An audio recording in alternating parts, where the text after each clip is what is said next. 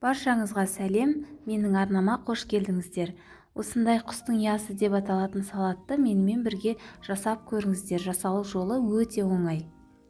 Ол үшін қажет құрамының барлығын төменге описанияға жазып қоямын.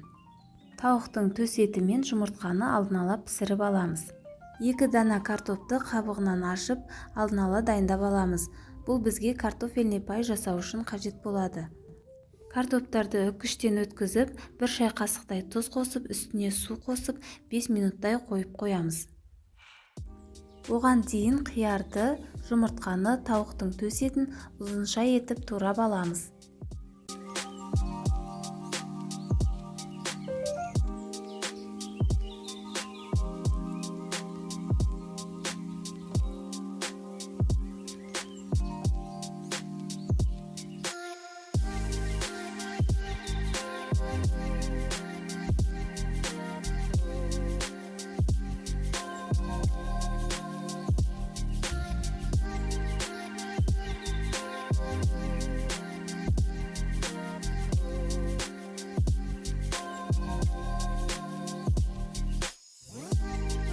Міне барлығын осылай ұзынша етіп турап аламыз.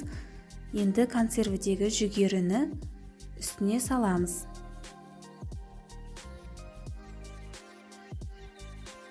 Ал енді жаңағы картопты суға 1-2 рет шайып, суынан жақсылап сорғытып, осылай орамалға жайып шығамыз. Кішкене құрғағаннан кейін майға қуырамыз. Сол кезде картофельный пай бір-біріне жабыспай әдемі болып қуырылатын болады.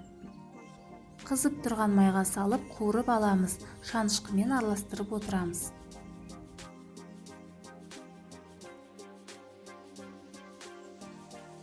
Бір-біріне жабысып қалмай, міне осындай әдемі болып шығады. Барлығын дайындап алдық, енді салатты араластырамыз, бетіне картофель пайды салып әсемдейміз. Дәміне қарай тұз және майонезді қосып, жақсылап араластырамыз. Тәрелкелерге салып, бетіне картофельный пайды сеуіп, өзіміздің қалауымызша әсемдейміз. Бетіне ас көкті осылай етіп орналастырып, ортасына бөдене жұмыртқасын салып әсемдеуге болады. Міне осымен салатымыз дайын. Өте дәмді әрі тойымды салат. Сіздер де міндетті түрде жасап көріңіздер. Ас болсын!